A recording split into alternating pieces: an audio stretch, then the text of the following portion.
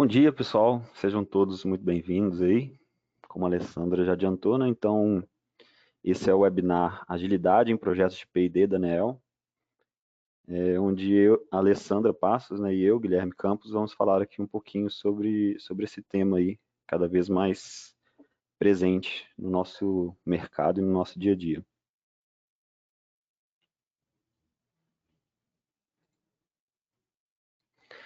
Bom, então, como eu já adiantei, meu nome é Guilherme Campos, né? Eu sou líder técnico da área de desenvolvimento da Concert. Eu sou engenheiro de controle e automação pela UFMG e estou aí na Concert há 9 anos, né, quase 10 anos aí, atuando aí sempre em projetos de pesquisa e desenvolvimento na área de energia, principalmente na distribuição, mas com projetos na transmissão também, mais recentemente. E, e hoje eu atuo como líder técnico, né, e sou coordenador do time de engenharia, que suporta todos os projetos de P&D na Concert.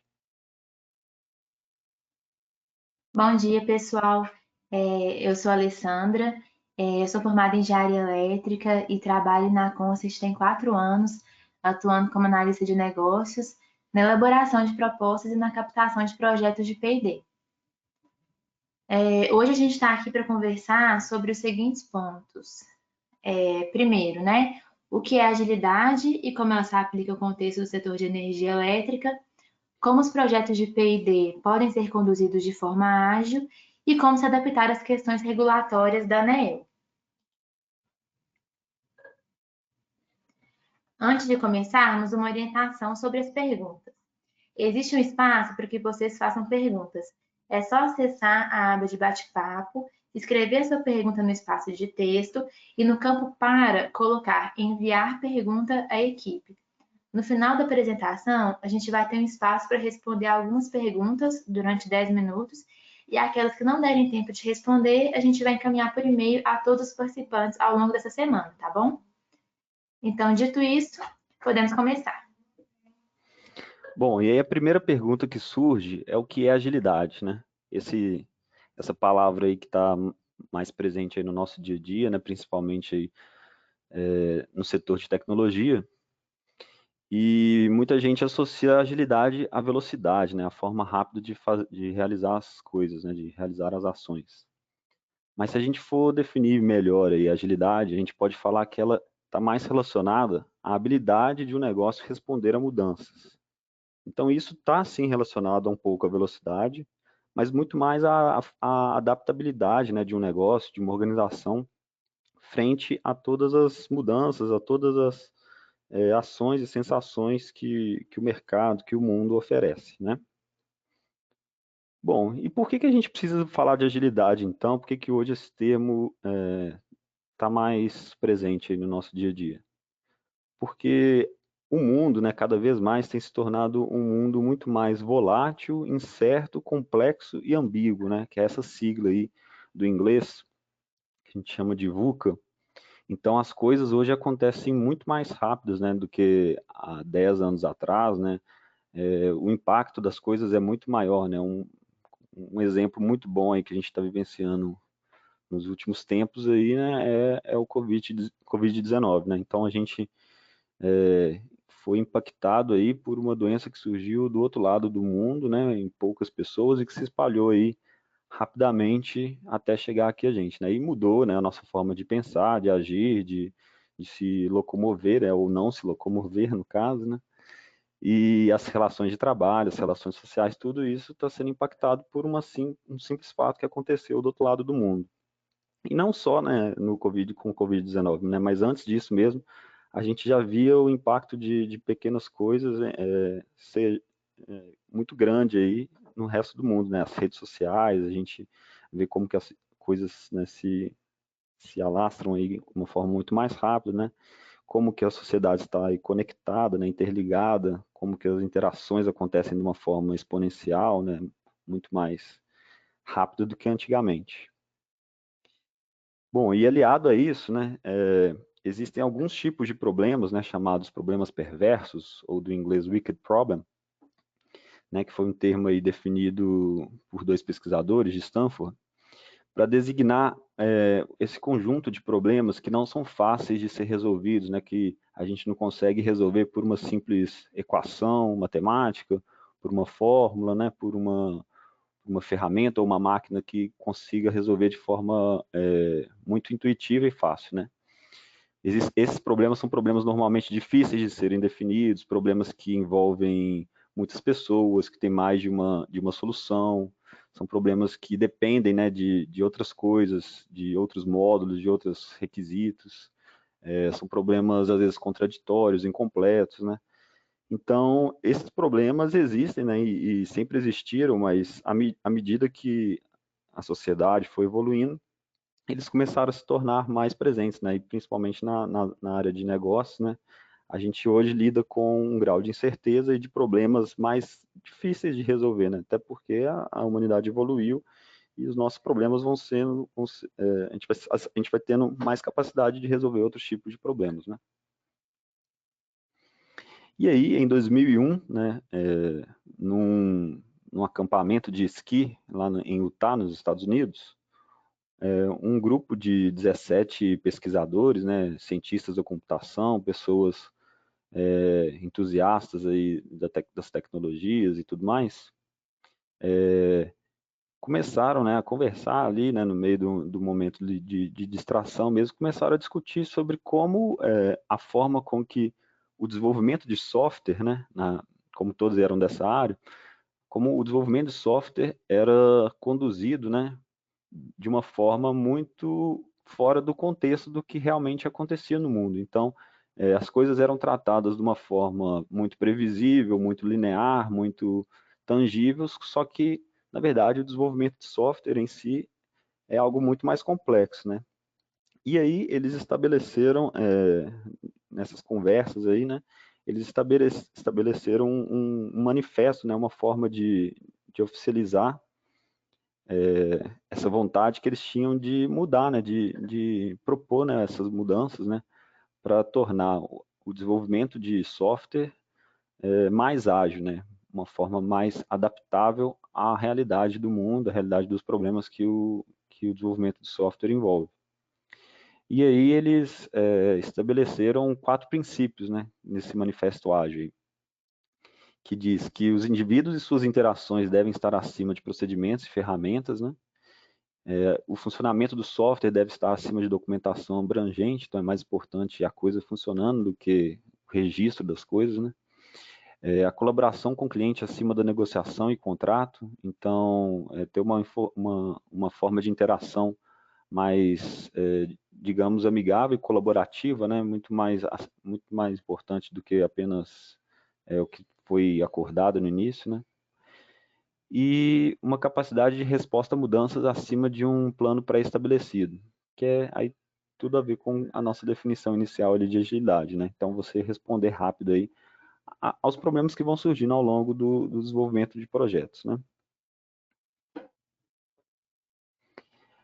Bom, e aí várias pessoas começaram então a pensar e discutir sobre o tema, né? E evoluir nessa discussão. E aí um livro que se tornou referência aí na área é o livro The Age of Agile, de Stephen Denning. E aí ele, em resumo, né, nesse livro, o Stephen Denning ele estabelece 3 leis da agilidade, né?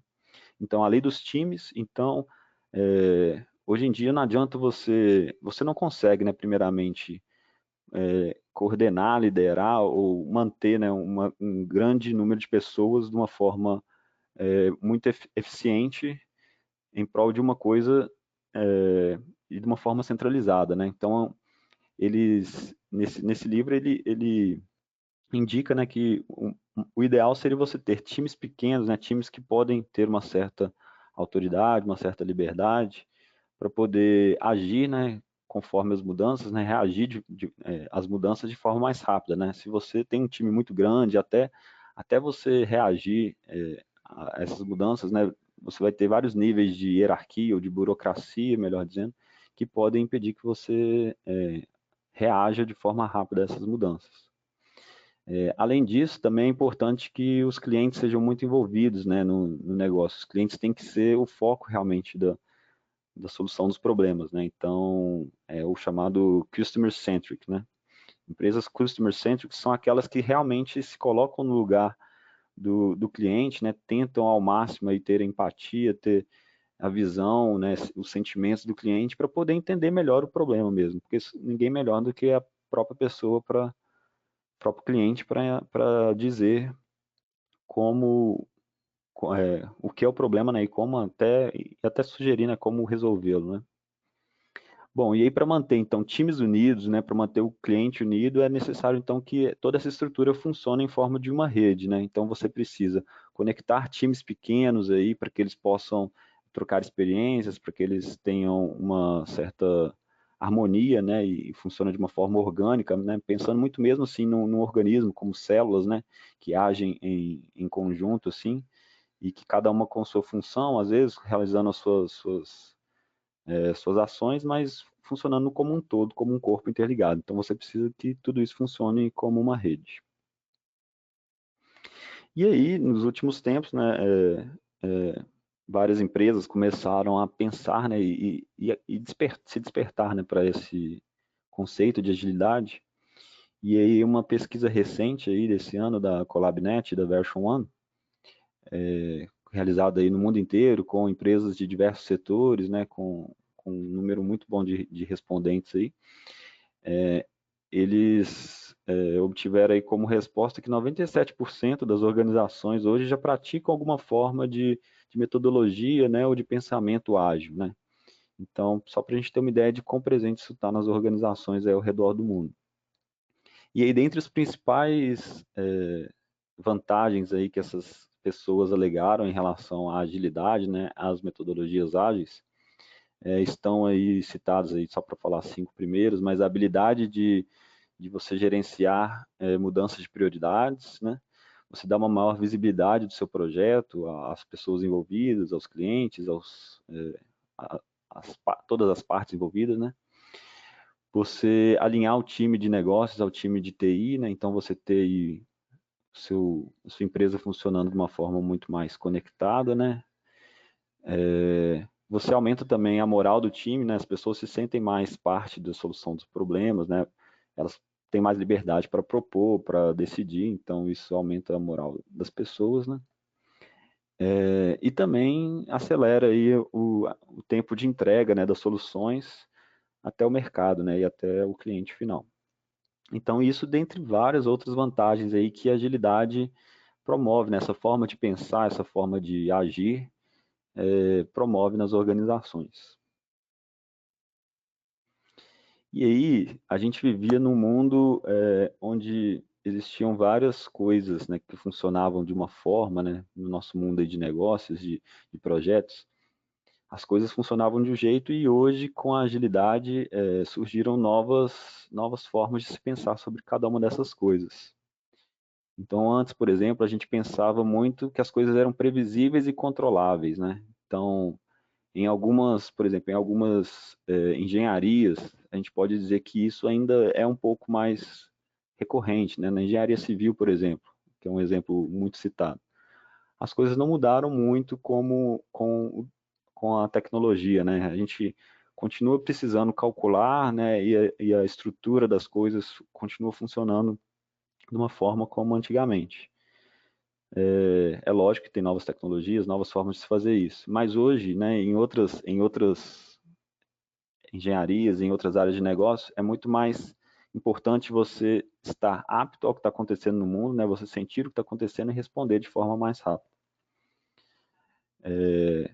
Também, antes a gente tinha um pensamento de que os projetos tinham que ser desenvolvidos de uma forma em cascata, né, onde você tinha uma grande fase inicial de planejamento, né, ficava ali 3, 4, 5 meses ou mais até planejando um projeto, por exemplo, e depois você tinha uma grande fase de desenvolvimento, que aí você só executava, só colocava a mão na massa, e lá no final você testava e entregava a solução para o seu cliente, ou né, para a pessoa interessada, né, você entregava o projeto, o seu produto para o seu cliente, né.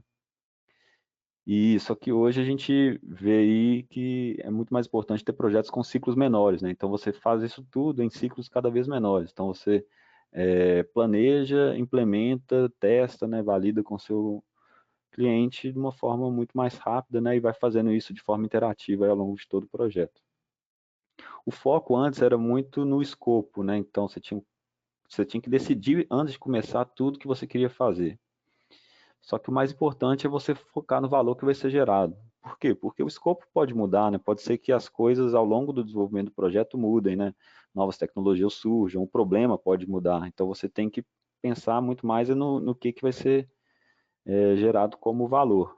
Porque o valor dificilmente vai mudar aí de forma muito rápida no tempo, né? Havia também um grande gerenciamento de pessoas ou de pequenas partes, né, daquilo que era envolvido num projeto. Então, por exemplo, você ficar por conta, né, de gerentes, por exemplo, ficarem por conta de avaliar quais atividades estão sendo feitas por cada pessoa que está desenvolvendo, determinar como essas atividades têm que ser feitas e acompanhar de perto. Se você dá mais autonomia para o seu time de desenvolvimento, né, você consegue ter uma resposta mais rápida, porque eles vão ter ali uma liberdade maior de experimentação, vão poder, às vezes, errar, né, para poder chegar na solução de uma forma mais rápida. Vão se sentir mais importantes, vão se sentir mais valorizados e vão propor novas ideias mesmo, como trazendo mais inovação para os seus projetos. Existia também uma grande fase inicial de especificação de requisitos, né, no mesmo caso ali no projeto em cascata ali, né, então logo no início você pensava em tudo que seria feito, mas hoje em dia a gente vê que é importante você ter essa fase, né, de descoberta, né, de entendimento do problema no início do projeto, né, e aplicar algumas técnicas como design sprint, ou fazer os requisitos de uma forma mais ágil, como com que eles possam ser mutáveis, né, ao longo de todo o desenvolvimento aí do projeto. Os interessados e os desenvolvedores normalmente ficavam muito distantes, né? Então, quando você tinha um projeto, clientes e as pessoas que iam executar aquilo normalmente se comunicavam muito pouco, né? Apenas nas entregas, em pontos específicos do projeto. E hoje é muito mais importante ter um envolvimento maior e colaboração, porque a solução é construída em conjunto mesmo. As áreas de conhecimentos também dentro das empresas ficavam muito divididas. E hoje em dia já prega-se muito, né, que você tem que ter times multidisciplinares para favorecer aí a diversidade, né, a inovação, e que esses times sejam aí autogerenciáveis, né, que eles consigam ter uma certa autonomia para que eles possam gerar os resultados aí de uma forma muito mais rápida e inovadora, né?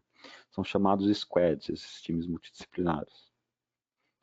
Antes a gente tinha então um produtão, né, que só era entregue lá no final do projeto, e hoje a gente sabe que é muito mais importante você ter entregas menores, né, as chamadas releases, ou até entregas recorrentes, né, independente se a funcionalidade está completamente pronta ou não, né, que é o chamado Spotify Release Train. Então, de tempos em tempos, você entrega aquilo, você disponibiliza aquilo, independentemente se está totalmente pronto ou não, para que ele possa ser avaliado e testado independentemente se tem algo que esteja atrasando aquela entrega, por exemplo.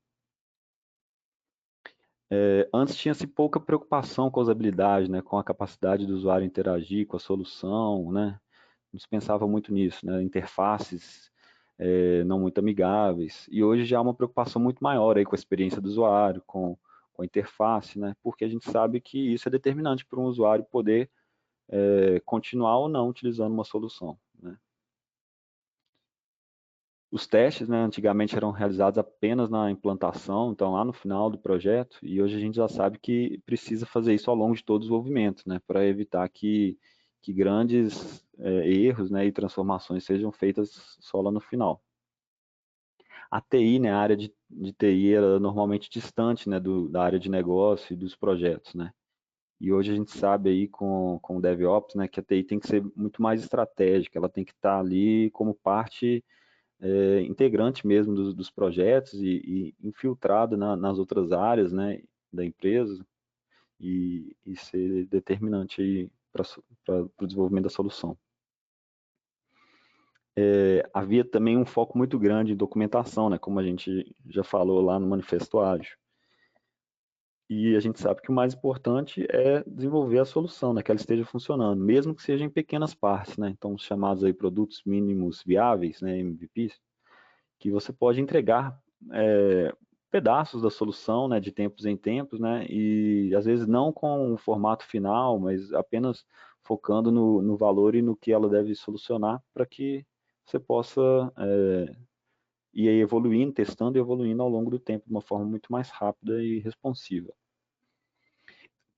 E as informações costumavam ficar muito centralizadas em algumas pessoas, em alguns departamentos.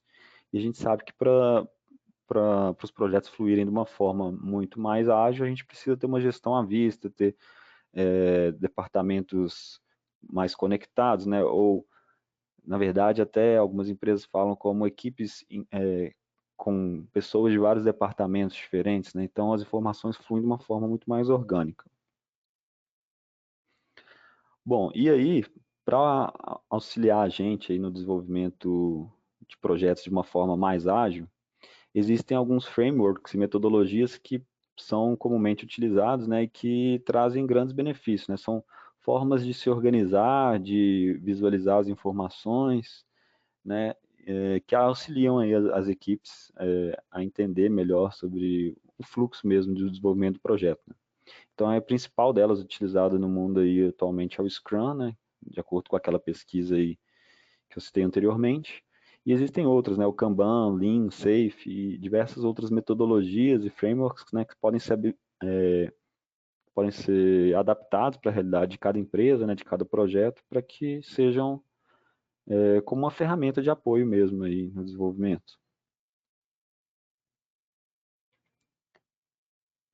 Bom, só lembrando aqui então, se vocês tiverem perguntas, vão acessando ali o menu do bate-papo, né, e preenchendo, colocando sua pergunta ali, que depois no final a gente responde aí aquelas que a gente conseguir a tempo. Beleza, pessoal? Bom, então o Guilherme passou aí para a gente, né, alguns conceitos de agilidade, os princípios da agilidade, mas como que a gente sai então, né, daquele projeto clássico em cascata e passa para algo mais orgânico, né, e especificamente nos projetos de P&D, né?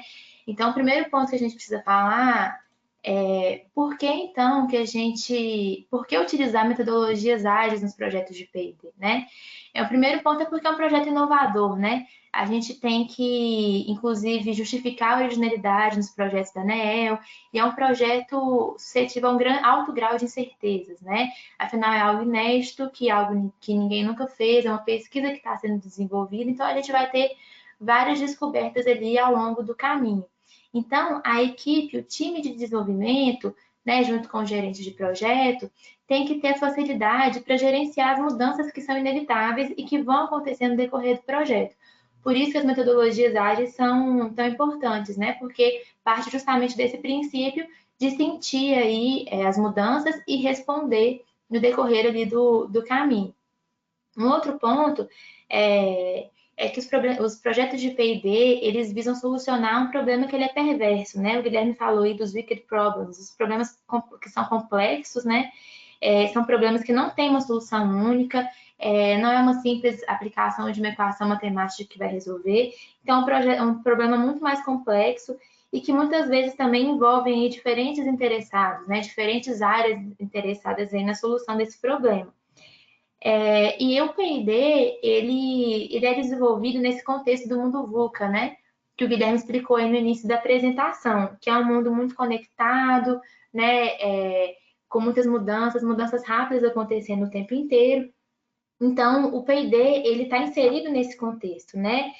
Então, por exemplo, a gente pode estar desenvolvendo um projeto, né, que a gente estimou lá, colocou na nossa proposta que vai ser solucionado de determinada maneira, utilizando uma técnica específica, mas no decorrer do projeto pode surgir um novo produto ou uma nova técnica que possa contribuir ali para o desenvolvimento do projeto, né, para gerar um produto ali que tenha mais valor para o cliente final, para a concessionária. Então, assim, é realmente importante a gente ter essas metodologias para conseguir até ver o que tem de novo no mercado, né? E adaptar e usar ali do decorrer do nosso projeto. Então, a gente vai falar agora como que lá na Concert, né, alguns métodos, algumas coisas que a gente usa aí para trazer agilidade para os nossos projetos. Isso desde a concepção e elaboração da proposta até a execução do projeto e finalização dele, né? Eu, como analista de negócios, estou envolvida na parte de concepção e elaboração da proposta.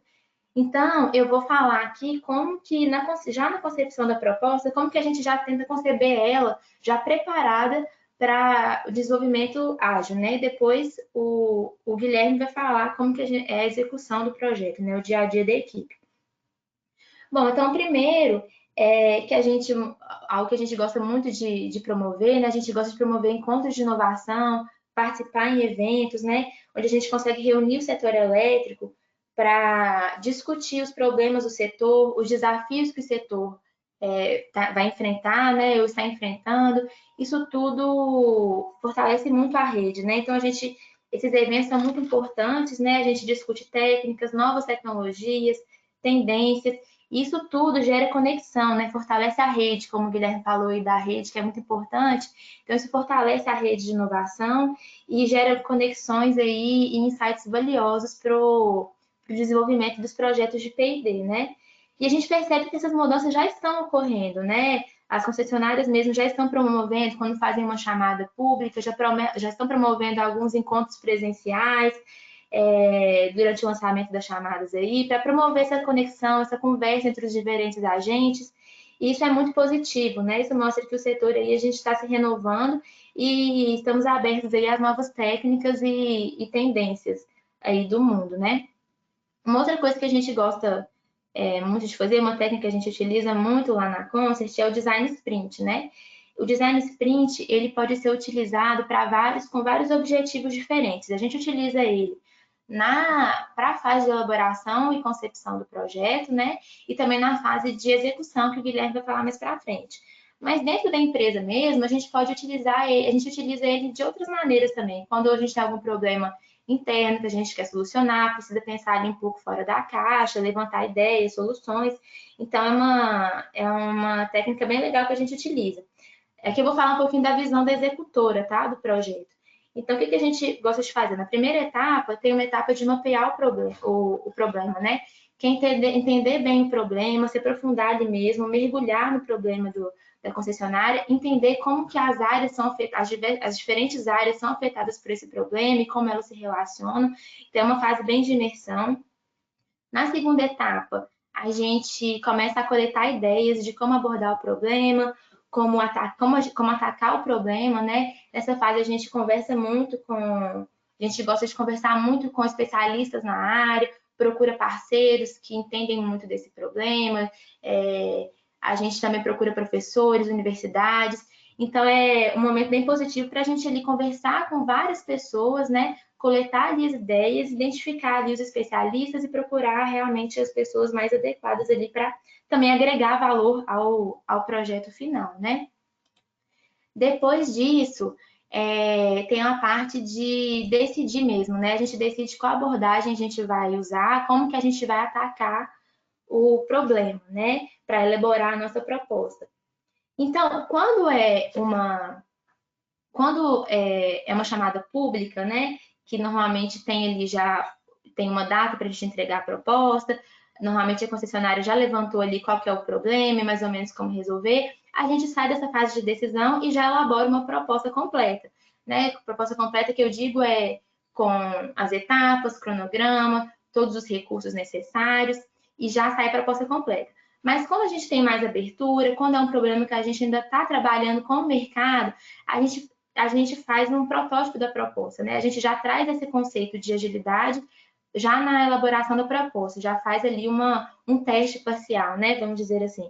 Então, é um documento mais curto, que não tem todo aquele detalhamento de uma proposta de P&D, né? Que a gente bem conhece, mas é um documento mais curto que fala ali qual é o problema que a gente quer atacar, qual que é a abordagem que a gente está propondo, qual que é o ponto de originalidade, de um documento mais resumido, né? E aí a gente manda para o mercado, recolhe feedbacks, vê o que dá para ajustar, o que não dá. Aí a gente vai trabalhando até sair com uma proposta completa mesmo no modelo que a gente conhece, com todas as etapas, etc. Pode passar, Gui?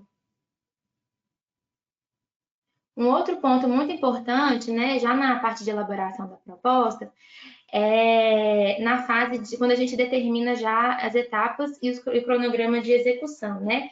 A ideia aí é que a gente tem que preparar o terreno para que a equipe de desenvolvimento seja capaz de executar o projeto usando os métodos ágeis, né? Então, a gente já elabora o cronograma usando essas técnicas aí de ciclos menores de execução.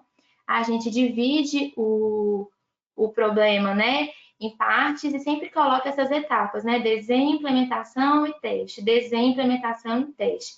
Dessa forma, a gente tem sempre, já prevê, né, uma validação constante do cliente, o cliente, a concessionária, né, o gerente do P&D, ele vai estar ali já sempre recebendo ali uns pedaços do produto, né, uns subprodutos do projeto, e aí ele é capaz de validar, direcionar, falar o que ele acha que deve ser ajustado ou não, sempre com o objetivo de gerar mais valor ali no final, para que o produto seja realmente um produto aplicável à realidade da concessionária. Então, a ideia é envolver bem ali a concessionária na execução do projeto. E um outro ponto importante também é que a gente tem que, já na elaboração ali do cronograma, na proposta inicial, tomar um certo cuidado com o nome que a gente coloca nas entregas, né? Então, o nome não pode ser um nome muito vago, afinal, a gente tem um plano a seguir, né? Já tem uma proposta a ser seguida, mas a gente tem que colocar, deixar de certa forma mais flexível para evitar alguns desgastes no desdobramento do projeto, né? E dar mais flexibilidade aí para a equipe que vai executar o projeto. Um exemplo que eu posso dizer disso, a gente uma vez lá na Concert, a gente tinha um projeto que a gente colocou lá na proposta uma entrega que era integração com o GIS, né? E aí estava lá na proposta, uma entrega era essa, a gente tinha que entregar uma integração com o GIS. E aí, só que no decorrer do projeto, a própria concessionária, né, o gerente do P&D, com o time de desenvolvimento, o pessoal percebeu que não, com os dados que a gente tinha, não seria necessário fazer essa integração, né? Realmente não seria mais necessário. E aí, só que estava lá escrito, né, que a gente tinha que integrar o GIS. Então, a gente tem que ter cuidado mais ou menos com os nomes que a gente coloca. Se, por exemplo, tivesse escrito integração dos sistemas agregados, estava resolvido, né? Durante o desenvolvimento, a equipe teria essa flexibilidade para analisar quais sistemas realmente precisam ser integrados, né? Depois de uma análise profunda, que tipo de dados que a gente precisa e o que realmente vai ter que ser integrado ou não. Então, quando a gente já elabora uma proposta pensando nisso, isso facilita a gestão do projeto, né? Então, evita alguns desgastes, algumas burocracias e facilita mesmo a gestão do projeto. O gerente do P&D também se sente mais seguro, né, para tocar um projeto desse, até porque a equipe fica bem focada no valor que esse P&D vai realmente gerar ali no final. Então, a gente elaborou, então, né, uma proposta coerente com as práticas ágeis e como que é a execução, né? Como que, de fato, a gente executa esses projetos de maneira ágil, né? Então, o Guilherme vai falar isso para a gente um pouquinho agora.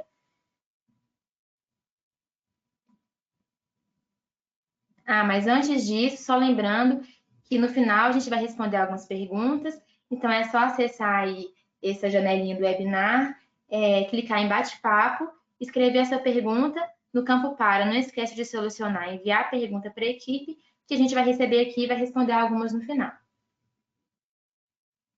Beleza. Então, continuando aí, quando o projeto inicia, né, vamos para a fase de execução, como que a gente pode, então, aplicar as técnicas aí ágeis na execução dos projetos de P&D? Bom, como a Alessandra citou aí anteriormente, né, uma das técnicas que a gente costuma usar e gosta de usar aí no início dos projetos, né, nessa fase de ideação, né, entendimento melhor do problema e aprofundamento melhor da solução do problema, é o design sprint, né? Então, de forma semelhante lá ao que a equipe ali de concepção do projeto faz para identificar, né, para ter ideias de propostas de projeto, aqui na execução a gente foca mais em entender, né, aprofundar o entendimento do problema junto com a concessionária, né, no nosso caso, como executores, né, Então a gente junto, né, em uma sala aí, por alguns dias, né, de 2 a 5 dias, né, para a gente aprofundar muito no problema mesmo. Então a gente tenta entender aí as etapas que vão ser necessárias aí para a execução do projeto, né? Então a gente mapeia o problema, entende muito bem dele, começa a esboçar soluções juntamente com os principais interessados, né, os usuários lá do própria concessionária, e decide aí quais as melhores soluções, né, que foram propostas, né, as ideias que foram boas, que vão agregar aí no desenvolvimento do projeto, parte para elaborar um protótipo, né, que vai ser refinado ao longo de todo o projeto e também testado junto com os usuários aí que já estavam presentes desde o início.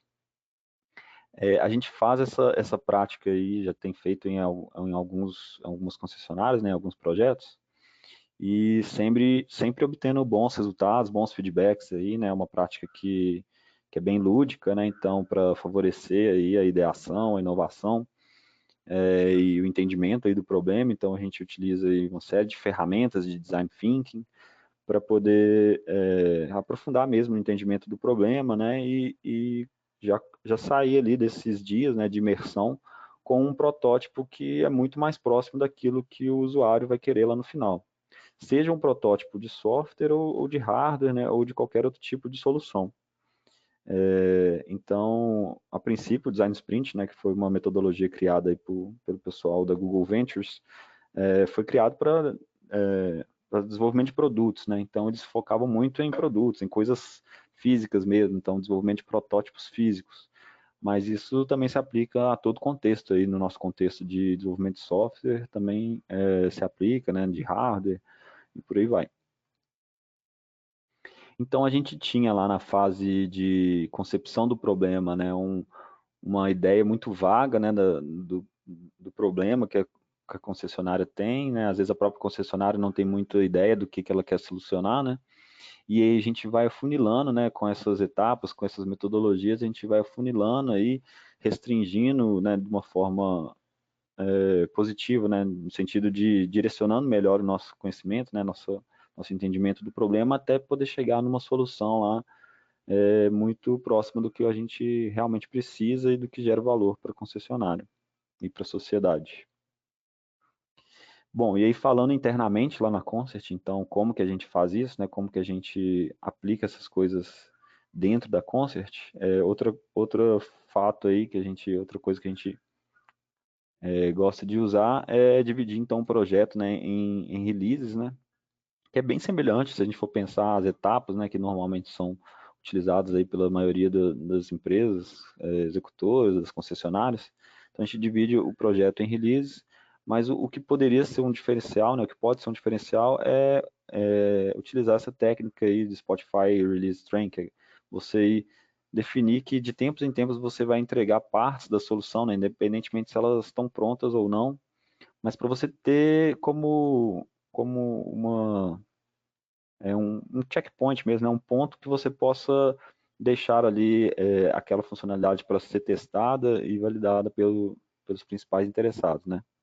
Então, mesmo em projetos de pesquisa e desenvolvimento, é possível a gente fazer isso, né? Entregar, então, em partes definidas do todo, né? Porque o importante é ter esse feedback, nesses ciclos que a gente comentou lá no início, o mais rápido possível para a gente estar sempre num alinhamento maior aí entre as equipes, né, de desenvolvimento e os usuários, os principais interessados. Internamente lá na Concert, né, a gente divide a nossa equipe de acordo com o framework Scrum, né, então a gente tem times lá.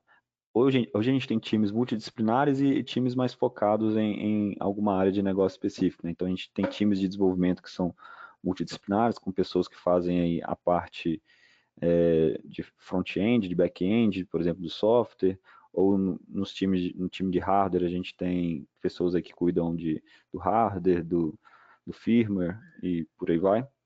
E a gente tem times também específicos de engenharia, né, por área de conhecimento, então times mais focados em problemas na distribuição, na transmissão, mas isso é inerente, isso aí independe da empresa, né, isso depende da vontade da empresa. mas a gente divide então as nossas releases em ciclos menores, né, de acordo com o Scrum aí, que são chamados sprints, né. Então a gente tem, por exemplo, lá no nosso projeto a gente define todas as funcionalidades que vão ser desenvolvidas, né, ao longo do tempo, então não é uma coisa que é feita só nisso, é uma coisa que é feita ao longo de todo o projeto, a gente vai jogando aqui o que a gente chama de backlog, todas as funcionalidades que vão sendo identificadas.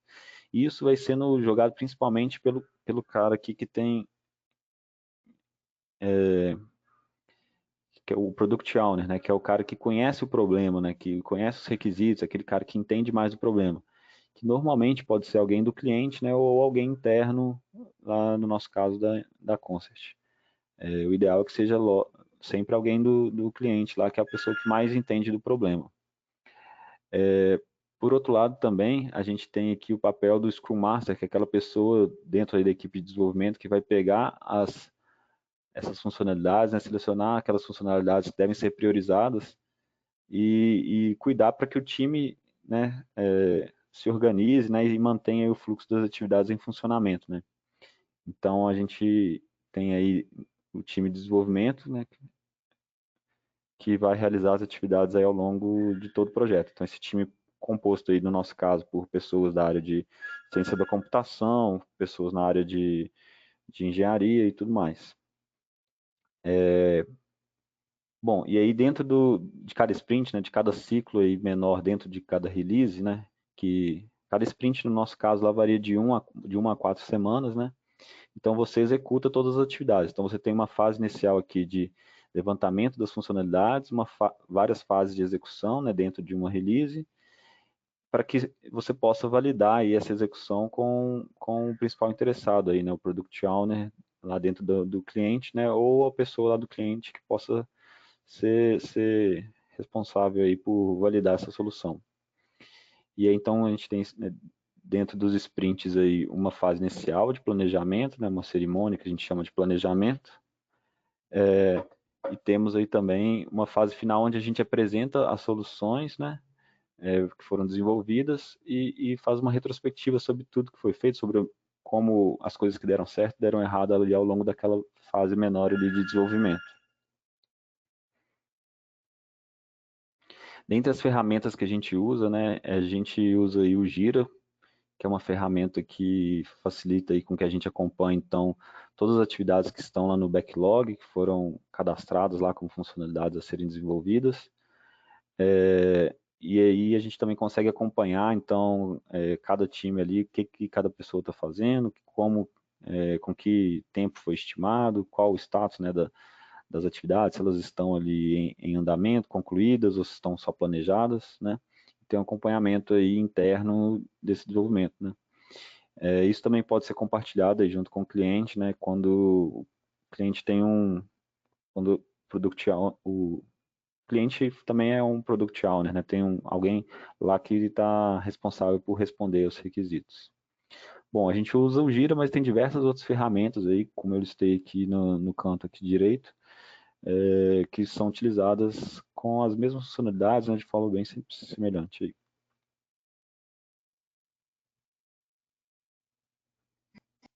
Bom, a gente desenvolve aí os projetos, né, utilizando as metodologias que o Guilherme falou, mas são projetos que têm que estar em harmonia com a ANEEL, né, que é a reguladora do setor elétrico. Então, a ANEEL está preocupada ali em garantir que os projetos eles sejam inovadores e também aplicáveis no setor, né? Tem uma série de regras que a gente tem que seguir. Inclusive, no próprio manual, né, de P&D da ANEEL, ela diz que o projeto de P&D no setor de energia elétrica tem que ser original e inovador. No entanto, diferente da pesquisa acadêmica pura, né, que se caracteriza pela liberdade de investigação, ele tem que ter metas e resultados previstos. Então, a gente ele tem uma série de documentos, né, de questões legais mesmo que a gente tem que apresentar, né? No final, a gente tem que fazer um relatório de P&D, né, o relatório do P&D, e a ANEEL avalia a originalidade, aplicabilidade, relevância, a rotabilidade dos custos. A gente também tem que comprovar, né, todos os nossos custos, alocação das pessoas. Então, assim, a gente desenvolve os projetos dessa maneira, mas sem deixar de olhar todas essas questões aí, nossas obrigações legais com a ANEEL, que a equipe está sim, constantemente preocupada com isso, a gente faz todos os relatórios, faz toda a prestação de contas, então isso é uma coisa que a gente não tem como escapar, né? E apesar de estar em um ambiente, né, num projeto regulado da ANEEL, a gente tem alguma flexibilidade aí para alterações, né? Então a gente consegue fazer algumas alterações na equipe, né? Mudar algum pesquisador, remanejar ali alguma coisa, alterações ali do escopo, né? Claro que o objetivo final do projeto ele não muda, o produto final, né? Como solucionar o problema, ele não vai mudar, mas ali o como chegar lá, ele pode ser adaptável, né? É claro, até um desafio nosso a gente colocar já lá na fase de proposta, né? Por isso eu falei lá no início, que a gente tem que tomar cuidado com as entregas que a gente coloca lá, escrever de uma maneira que seja mais adaptável, né? Até dei o exemplo daí da integração dos sistemas, porque para realmente facilitar essa gestão, né? A gente não quer que tenha alteração de escopo, né? No projeto. Então, desde o início, o projeto tem que ser pensado para evitar essas coisas, né? O planejamento tem que ser feito de um jeito que atenda a ANEEL, mas que ao mesmo tempo nos dê aí alguma adaptabilidade aí durante a execução do projeto. A gente consegue também alterar algumas rubricas de viagens e diárias, serviços de terceiros, a gente consegue fazer alguns remanejamentos assim, até alguns aditivos. Claro, né, uma coisa importante de falar é que quando ali o gerente do projeto, a concessionária, ela está ali no dia a dia do projeto, ela está acompanhando, está recebendo as entregas parciais, vendo os testes e também dando, né, suas opiniões, insights, né, falando como dando opiniões de como seguir ali o projeto, de que deve se adaptar, é mais fácil fazer essas mudanças, né? Muitas delas não precisam ser oficiais ou material em escopo, mas é mais fácil ali adaptar como que o projeto vai seguir ali, né? Quando o cliente está no dia a dia, está dando opinião e porque ele consegue entender o porquê da mudança, né? O que aconteceu, qual que foi o estímulo externo que vai fazer a equipe responder daquela maneira. Então, é por isso que é muito importante a gente trazer ali o cliente, ou no caso a concessionária, para perto para ele até entender como que a equipe e dar a opinião de como adaptar o projeto, né? E tudo isso, né, os métodos ágeis, né, eles contribuem muito, né? Todo o objetivo é evitar ali que o projeto seja engavetado, né? Então, a gente não faz P&D, a gente não quer fazer P&D por P&D, né? Pesquisa por pesquisa, sem que ela seja realmente aplicada ali no dia a dia da concessionária. Então, quando a gente está focado, né? Os métodos ágeis, eles são focados ali no valor que o produto vai gerar, né? Então, quando a gente tem essa mentalidade, usa essas técnicas, né, e consegue se adaptar, a gente consegue gerar um produto que ele não vai ser engavetado. Ele vai gerar valor para a concessionária, né? Ele vai ser aplicado ali mesmo na operação da concessionária, ele pode ser um produto comercializado e vai gerar mais benefícios para a sociedade, né? Valorizando aí melhorando a qualidade do fornecimento e realmente trazendo vários benefícios aí para a sociedade. Então a gente encoraja aí, né, que nossos parceiros, as empresas executoras, as concessionárias também, possam aí abraçar, né, algumas mudanças para a gente estar sempre se atualizando. As mudanças elas podem ser graduais, não precisa mudar tudo de uma vez, né, do nada implementar todos os princípios ágeis. Ela pode ser gradual, mas eu acho que vale a gente testar, né? A gente está tendo feedback muito positivo desses nossos métodos. Então, eu acho que o setor, enfim, a gente precisa sempre estar se renovando e atento aí às tendências do mundo, né? Então, para finalizar, eu vou falar rapidamente aqui em um slide antes de responder as perguntas da Concert, né? A Concert, a gente está atuando aí nos projetos de P&D tem muito tempo, né? Desde que começou aí esse programa da ANEEL. Temos mais de 50 projetos realizados.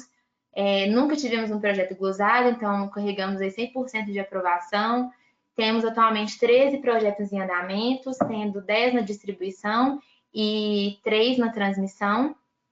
Então, a gente preza aí, né, por essa gestão profissional e ágil do projeto, desde a fase de concepção e elaboração da proposta até a execução, finalização e a prestação de contas para a ANEEL, né? A nossa maior bandeira, né, o que a gente mais preza é que o resultado seja realmente aplicado na operação da concessionária, ou então que seja um produto comercializável, né, gerando valor aí para a concessionária, para a sociedade. Então, a gente já tem vários projetos que realmente estão em operação e estão sendo comercializados também.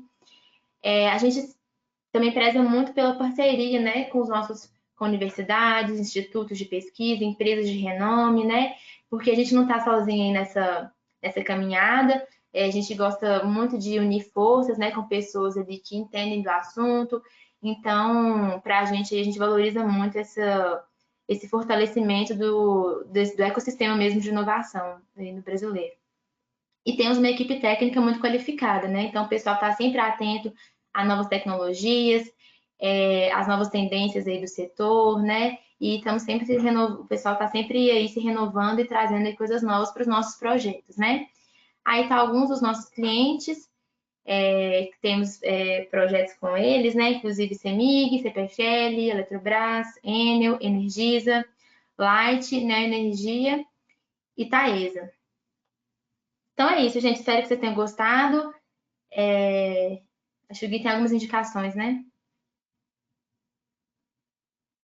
Isso, a gente vai passar aqui na parte de documentação, aqui na aba aqui, algumas indicações de livros, podcasts e outros conteúdos, né, que são aí referências aí nesse tema de agilidade e que podem aí ajudar um pouquinho vocês aí, concessionárias e executoras, né, a entender mais desse mundo e poder começar aí essas pequenas mudanças, como a Alessandra falou aí, que podem gerar grandes resultados aí futuramente. Nós vamos passar aqui agora para a parte das perguntas. A gente selecionou algumas A aqui. gente tem várias perguntas, chegaram muitas perguntas, a gente está selecionando aqui algumas, tá? E aí, só lembrando que a gente vai responder todas elas por escrito, né, depois, e a gente só vai responder algumas aqui agora pela limitação de tempo mesmo, né? Então, algumas que foram levantadas aqui, o Jorge Lira, por exemplo, mandou perguntando se a gente acredita que toda fase da cadeia de inovação, né, projetos em todas essas fases podem ser aplicadas essas metodologias ágeis, né, mesmo quando o produto final não é um software. Isso foi até levantado por outras pessoas aqui também, né, se a gente usa o Gira para projetos que o produto não seja um software.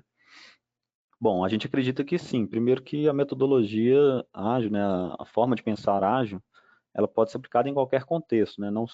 Ela não está relacionada especificamente a uma área de negócio, a um produto específico, né?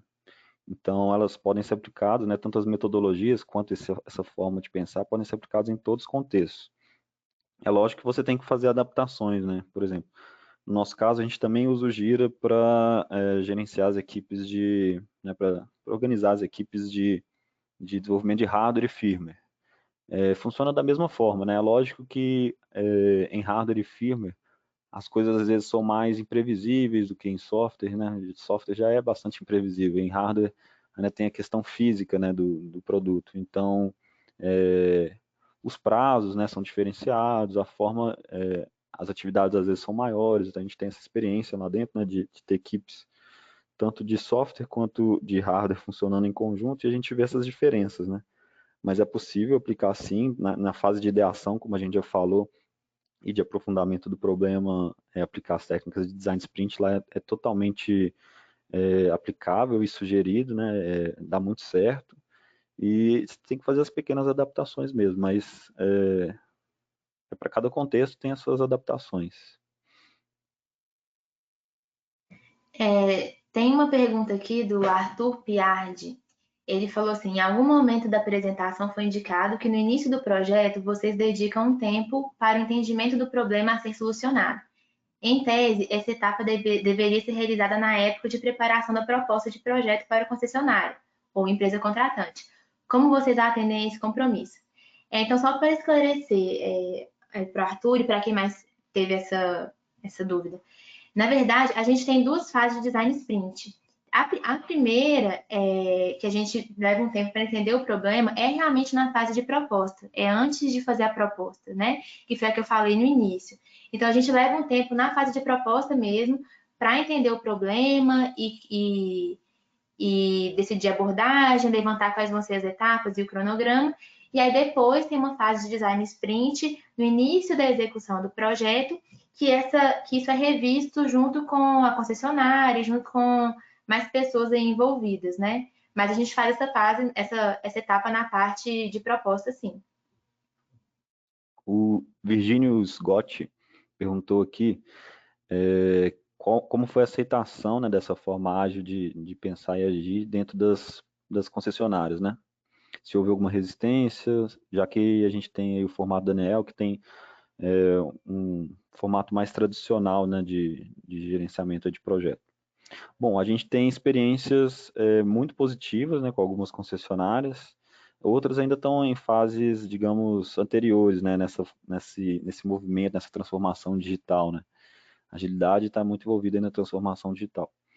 Mas então a gente tem experiências boas e algumas que ainda estão nesse estágio menor, mas a tendência é que todas, né, todas conseguem enxergar o valor nessas metodologias, né, nessa forma de pensar e agir, e estão partindo para cima disso, né? Muitas pedem, né, incentivam com que a gente utilize essas técnicas e o feedback sempre é bastante positivo. O Carlos Gabriel mandou uma pergunta aqui também interessante, que apesar do projeto ágil pregar a mudança inevitável, todo projeto de P&D é elaborado com escopo definido. Como inserir essa mudança em um segmento onde a alteração de escopo nem sempre é bem vista? Bom, realmente isso é um desafio, né, para a gente. Um ponto importante, né, que eu falei lá no início, é que realmente a gente tenta elaborar já a proposta, dando algum grau de flexibilidade para evitar alterações de escopo, né? Formais no decorrer do projeto. Então, a ideia é a gente colocar ali, planejar bem o projeto, mas tomar muito cuidado com algumas palavras e quais os nomes das entregas que a gente coloca lá, para já deixar bem preparado, entendeu? Então, eu acho que realmente um desafio, principalmente da equipe ali de elaboração da proposta e concepção do P&D, de conseguir já ali no cronograma, naquele documento inicial, deixar de uma maneira mais adaptável, né? Então, eu acho que esse é realmente um desafio a gente colocar isso, porque a gente quer sempre evitar essas alterações de escopo. Então, desde o início, a gente já tem que pensar nisso e ter muito cuidado em como a gente faz o cronograma. E, enfim, acho que é isso. Bom, o Luiz Alberto Santos perguntou aqui como que estão sendo executados os projetos nessa época do Covid-19, né? Então, isso eu posso falar pela Concert, né? Pela Concert, todos os projetos continuam em andamento, né, de forma remota. A gente já é uma empresa que trabalhava remotamente em alguns dias da semana, né? Então, para a gente não foi uma transformação muito grande aí.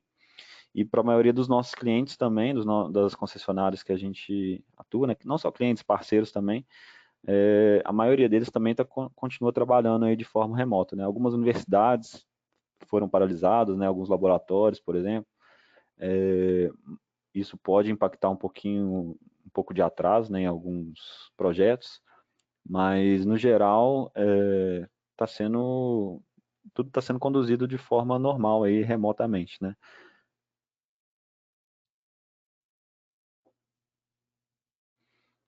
Eu acho que já tá bom, Alessandra? Alguma mais? O nosso tempo que esgotou, deixa eu ver se tem. Tá, vamos encerrar porque já deu tempo, mas a gente tem muitas perguntas aqui, a gente está lendo todas elas, tá? E a gente vai mandar aí no decorrer da semana a resposta de todas as perguntas para vocês aí por escrito no e-mail. Isso. A gente também vai enviar, vocês vão receber a gravação do webinar no e-mail de vocês também, deve ser amanhã, que automaticamente vocês já devem receber. E no decorrer da semana a gente responde aí para vocês as perguntas que ficaram, que a gente recebeu muitas perguntas aqui mesmo e o nosso tempo se esgotou.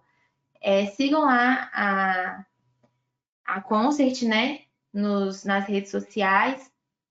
A gente vai ter uma série aí sobre agilidade lá no LinkedIn, então vocês vão poder receber mais materiais. Pode também conversar com a gente, nosso contato está aí, que o Guilherme colocou aí no PowerPoint. Nosso contato está aí, vocês ficam à vontade, podem entrar em contato com a gente pode conversar, bater papo sobre isso, né? E no mais é isso, sigam a Concert para vocês receberem as novidades e a gente vai ter uma série lá sobre metodologias ágeis no LinkedIn. Isso aí, pessoal. Muito obrigado. Bom dia a todos aí, bom trabalho. E seguimos em frente aí para melhorar a nossa forma de gerar valor aí para a sociedade. Muito obrigada, pessoal.